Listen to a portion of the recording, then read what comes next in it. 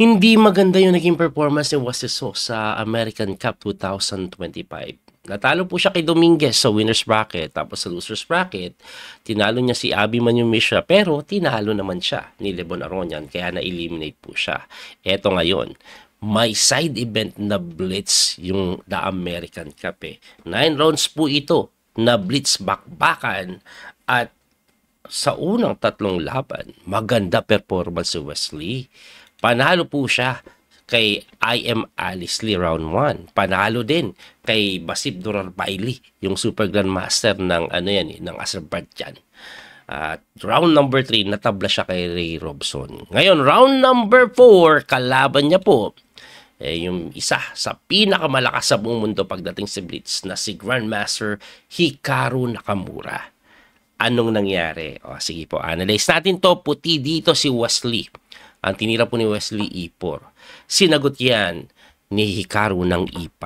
Knight F3, Knight C6, Bishop B5, Knight lang po sa may E7. Ito po yung tinatawag nilang Roy Lopez opening na Kosho defense. So, kakaiba, no? Usually po kasi, Knight F6 yan, pero itong Knight E7, bakit yan nilagay? Tinakpan po yung Bishop. Ang pinaka gusto niya mangyari, para pag tinakes, Knight yung kakapture eh. At later, kung hindi man i-takes yan, pwede po yan mag G6. Anyway, ang ginawa ni Wesley, nag-castling lang, nag-Knight sa G6, ayun, hindi pala G6, Knight G6, no? Para makalabas yung Bishop, at sinagot po ng D4 ni Wesley. Siyempre, medyo delay po na konti yung black sa development kasi yung isang piyesa, 2 beses ginalaw. Kaya ito, binuksan agad ni Wesley yung gitna, nakinapture po yan, and then binawi po ng kabayo. Tumira naman po knight takes din, and then queen takes. So, ito po ay linya pa rin na kung saan may C6, ayun. So, anong plano? Siyempre, na-atake yung bishop, tatakbo po yan, at pagkatakbo, queen B6 yan. Linya po yan na kailangan ipalit po yung reyna. Bakit po kailangan ipalit? Dahil yung bishop na ito hindi magalaw because of the queen. Ayan, babagsak kasi yung G7, kaya pinapalit yan eh. So, ang common dyan is kinakapture. Pero Wesley, so, pre-reserve niya. So, tumira lang po ng Queen C3, umatras, pero kukulitin ka talaga eh. Ipapalit talaga, at pagka Queen D3, ayan, takbo naman si Wesley, tumira ng Bishop E7 na. Bakit po nakapag Bishop E7 na umalis na yung reyna, nawala na yung tutok eh. Wesley, so, tamang develop lang, nag-castling, and then A3, ayun. So, pagka A3 po, inaatake yung reyna, syempre, tatakbo Queen D6, at dito, kinapture na ni Wesley yan. At yan po ay number 1 engine move. Pagka-takes kasi dyan, may Bishop E3 development. So, ang nangyari po is ganito. Hindi makalabas ito. Naharangan ng Bishop. Madidelete. No? Ang ginawa po ni Hikaru dyan is, hindi niya po ginawa yung atras, tapos tamang tula. Kasi may ipit yun eh. Gaganituhin yan eh. Ayan no. Magiging backward po yung demon eh. Ang ginawa po ni Hikaru, instead ng mag-Bishop C7, nag-Knight F4. Hitting the bishop na tinirahan na nga ng Rook D1. Binigay lang ni Wesley yung kanyang bishop. No? Siyempre, kinapture po yan, takes, and then tumakbo na. So, anong nakuha ni Wesley? Nagkaroon ng pair of bishop itong si Hikaru. Ang nakuha niya po yung file. May pressure po siya sa D-pawn. So, pagka bishop E7, ayan, bishop F4, ibig sabihin, hindi talaga maitulak yan, no? Talaga natutukan ng gusto. Ang ginawa, nag-Rook E8. Pagka Rook E8, nag-Knight lang po sa G3. Tamang develop. Knight is coming to F5. Tapos gaganon. Kaya ang ginawa po ni Hikaru, nag-Bishop na lang po sa F6. Hitting the pawn ng B2 na dinipensahan by playing B3. At eto na nga. Ipit po talaga yung black dito. Kaya napilitan yan mag-D5. Uy! Para sa yung D5, para lang po makalabas ng bishop. Ang problema niya, libre po yan eh. Ayan o, takes na libre. So, bakit binigay? Well, binigay na lang para makadevelop. May bishop E6, hitting the rook. Siyempre, tumakbo. And then, rook to rook lang. Ayan, pagka hamon, nag-knight lang po dun. Sa may E4, si Wesley so, kinapture. And then, knight takes, ayun na. So, nasira niya yung pawn structure. Pero ang kapalit po niyan, opposite yung bishop. Medyo may drawing chances ito. Of course, pwedeng pilitin. Ang ginawa niya, nag-King G7 na tinirahan lang ng F3. Tumira po doon para atakihin yung pawn na dinipensahan. inatake, dinulak na. Ayan. Tapos nag-rook d8 hitting the bishop, bishop c3 lang. Medyo lamang na daw po dito si Wesley ng konti kasi 1 pawn up po siya na malinis. Ang problema niya lang po, opposite bishop. Tingnan natin kung mag-grind ni Wesley. Nag-h5 po yan. Tumira ng king f2. King g6, of course, nag-h3 naman. Para saan kaya yung h3? Siguro gusto pong mag-g4. Tumira po ng a6 na sinagot ni Wesley ng a3 or a4. Na sinagot ni Wesley ng a4. Nag-rook d7, tamang kunat lang na tinulak sa a5 yung pawn, which is, ang plano niyan ganun eh. Diba? Anyway, sa pagkakataong ito, less than a minute lang po sila pareho. Nag-rook d8, nag-king move, nag-rook d3 check, bumalik, nag-rook d8 na naman. Of course, magpapabalik-balik yan si Hikaru para matabla. Ang ginawa po niya, nag-bishop lang sa dito, lilipat na yung bishop. Siguro gaganon na para maitulak na ito. Anyway, ang tinira, chinek po siya, hinarang niya na nga yung bishop, nag-rook d8, ayun, binantayan yung check dito.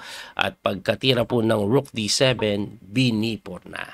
Ayan, unti-unti na ni Wesley itutulak yung pawn sa may queen side na kung saan makapag-create ng pass pawn. Ang major problem ni Wesley, 12 seconds na lang siya. So, ang tinira po niya, rook c7 hitting the pawn na tinirahan ng bishop d4, inatake, napa-bishop c5, nag-rook c8, tumira po ng king move, tumira ng rook move, and then king f4. So, lamang pa rin si West, pero hindi po siya makapag-create ng pass pawn dahil sa tore. Anyway, ang ginawa po ni Hikaru, nag-rook c8 lang na sinagot ng g4 na medyo yan, na mali na daw po yan. Ibalik natin, no? Ang tamang pinapatira daw po na idea, no, na sabi ng engine, rook ka muna dito. Ibaba mo na konti. Bakit? Pwede ka daw po mag-h4 later on. Para gaganon ka. Tapos makakapag-create ka ng pass pawn sa kabilang side. Kaso G4 eh. So napalit po. Ang plano niya, ganun pa rin pala. Mag-create ng pass pawn sa kabilang side. Anyway, nag-rook c7 pa rin. Ayun, gumanon. Check, gumanon, at ito na po ay hindi maganda para po sa side ni Wesley kasi may pagkatabla. Hindi na po kasi talaga makagalaw yung king ngayon para tulungan ito at maitulak sa kadahilanan na babagsak yung mga pawn. So, wala kasing oras, 10 seconds on the clock. Ang bilis ni Hikaru, 32 pa rin eh. So, nag-bishop doon, binigay na lang po at ito po ay tabla na. Tabla na po ito kasi opposite bishop. Tingnan natin kung anong mangyayari pa dyan. Magpapabalik-balik na lang yan. We'll try to get pass pawn pero hindi niya yan magagawa. Kasi pag pupunta dito yung king, dito mananatili yung bishop sa diagonal na to. Pag pupunta ka naman dito, pwede dito mananatili yung bishop sa diagonal na to. Kaya wala pa. Ulit-ulit lang yan. Nauwi na nga sa tabla. So Wesley, ang score niya 3 out of 4. Si Hikaru, 3.5 out of 4. So, yun po ang nangyari. Ngayon, anong nangyari sa sumunod na round? Ito po nangyari sa sumunod na round. Wesley So, kalaban niya si Antipov Mikhail. Natalo po siya eh. Gusto kong makita kung paano siya natalo ha. Talo si Wesley So dito eh. Black si Wesley. So, Italian. Very equal yung position. Typical po yung mga ganyang ikutan sa Italian. Yan, typical yan. Normal yan. Laging ginagawa yung ikot na yan eh. Okay. Uy, yun ang malaking blunder. C1. Bakit siya malaking blunder? Ay. Bishop C1 daw eh. Tapos rook F1. Tapos dun. Ewan ko bakit ang laki na question mark. Pero slightly better ang white dahil dyan. Ganun na play daw. Of course, kicking move muna kasi nakapin. Yun ang sinasabi dito. Anyway, nag-rook C1, nag-rook G8, nag-rook lang po sa may C2, and then, naku, napakagandang tira ni Wesley. Paano natalo to? Anyway, ano ba ang idea niyan? Hindi po pwedeng i-takes kasi may ganun. Wow, astig. And may pressure na binibigay yan. Kaya nga po napatira yan ng D4 na sinagot ng knight D3 mali. Ang tamang tira, mala engine na galawan, H5. Pagkatakbo, G6 lang. Talagang sasabayan mo pala yan. Ihang mo pyesa. Tignan ko nga, ang hirap intindihin eh. Oh, dami nakahanga. Unahin natin itong takes. Anong gagawin mo? Knight takes h6. Libre pala yun. Pagka king move, knight g5. Atakihin ko yan. Saka mo kainin. Kasi depensado bigla. Grabe namang engine yan. Hanep, ang gulo nun. Makita mo yun sa blitz. Anyway, tumalon nga doon. Nag-rook, kinapture, takes, kumapture, takes, and then nakaganon na equal daw. Kahit na one pawn up kasi, ang hirap depensahan po nito. Anyway, nag G6 si Wesley. Naku po, na isang maling-mali, mga sir. Kasi libre. Grabe ka blunder ni Wes dun. Pagka-takes, libre. Pagka-takes, libre. The quality down pa si Wes. Biglang losing na. Wala, losing bigla. Grabe naman pagkatalo yun. Grabe pagkatalo yun From very good counterplay, no? Biglang bumigay. Napakain yung D6. Anyway, talo siya. Round number 5. At eto pa ang malupit. Round number 6. Natalo na naman, guys. Natalo na naman sa round number 6. Tingnan natin kung paano natalo si Wes, no? Grabe sa condition, Medyo alanganin na yung mga blitz niya. Dati dyan siya magaling, Ba't ganun? Sa gawa ng blitz play niya, ha? Okay. So, equal lang. Paano to natalo? Okay, very equal. Alright.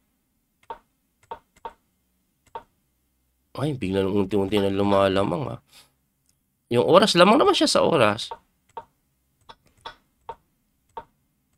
Lamang naman siya sa oras. Parang siya natalo. Ayan na. Ayan na yung mga kabayo. Nakapasok, guys.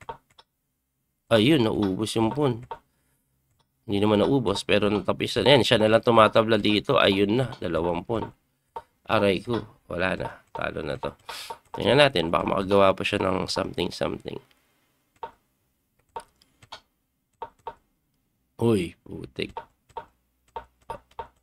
Wala, 2 pass pa niyan. Ubos. At ang matindi, pagkatapos ng matalo dyan na 2 sunod po, hindi po siya naglaro ng round 7 at round number 8. Hindi siya naglaro I'm not sure kung bakit. Kung alam nyo po, paki-comment. At round number 9, kalaban niya po si Fabiano Caruana. Black siya dito. Tingnan nyo ang pangyayari. Bilisan lang natin, Cute ng tira, Bishop D3. Pamblitz na pamblitz. Grabe, losing agad. Losing daw po agad to. Mali pa nga daw yan Rook E3. Para saan Rook E3? Para may depensa. Gaganon. Kasi pag gumanon, mamaya ba, pagka knight move, no? Pagka knight, kasi ang inuna knight pagka ganon, hindi ka matikes, no? Basta-basta later on may pawn takes, as mapapalit lang doon. Kung naka-rook e3 ka, ibang usapan yun. No, may depensa. Anyway, kinapture, pawn takes, and then bishop takes 2. Ayan, yan ang nangyari. So, opposite bishop. Opposite bishop. At one pawn up, pero opposite bishop. So, kaya rook e3 pinapatira. Similar thing sana, pero hindi makaka-capture o mapapalit yung reyna. Anyway, ito daw po ay may pagka-drawish. May pagka-drawish po yan, pero opposite bishop yun, naubos yung pawn. Wala, losing to. Kaming pawn. Bilis ang pass pawn niya, pero wala 3 yung sa kabila Tatlo yung sa kabila Wala, 3 yung sa kabila. Dadaan na. It's a matter of technique lang yan. Dadaan-dahanin. Time pressure sila. Kung titingnan nyo po, 5 seconds. So, time pressure. Pero, grabe. Ayan na. Talo. Minadali ko lang pong i-analyze yung iba. Kasi gusto ko lang makita yung mga highlights bakit natalo. Anyway, ang score ni Wesley, 3 out of 7. So, 2 laro hindi niya nilaruan. At ang champion po ng torneo, pakita ko po. Walang iba kundi si Grandmaster Hikaru Nakamura with 7.5, no? Out of 9. Natalo siya round number 8 pero panalo siya round number 9. At ayan nga, no? At si Pavi is 6.5. Ngayon si Wesley Nasan, ayun, pang siyam. Tingnan natin kung anong nangyari sa rating. Ayun, lagas ng 21 rating points. Sobrang taas niyan na lagas, no? Ganun ka sagwa yung naging laro niya. Anyway, that's life. Anong nangyayari kay Wesley? Abay, hindi po natin alam. Basta recently, medyo hindi maganda yung mga performance niya. Nung nakaraan, okay pa siya sa World Rapid and Blitz last December. Maganda pa yung nilaruan niya doon. Pero sa mga sumunod na event, eto, wala. Medyo hindi na maganda, no? Nangyayari kay Wesley. Dati, galing-galing ni Wesley pag blitz eh, no? Nawala yung sharpness kahit blitz. Talagang pababa na yung performance, no? Well, I'm still hoping na babalik yung dating Wesley So na napaka-sharp. Kailan kaya? Abangan po natin. Muli po yung Coach PD Master Daniel Causo. Hanggang sa muling pagkikita. God bless po mga kabiyahe. Thank you po sa support. Amay po.